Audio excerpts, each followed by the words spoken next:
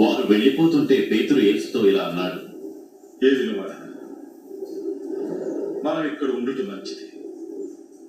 మేము 3 పర్ణశాలలు కడతాం, నీకోసం ఒకటి. పేతురు మాట్లాడుతూ ఉండగా మేఘం ఒకటి వచ్చి వారిని ఆవరించింది. మరొకటి ఏలియా. ఆకాశం నుండి స్వరం ఇలా పలికింది, ఈయన నా ప్రియ కుమారుడు, మీరాయన మాట వినండి.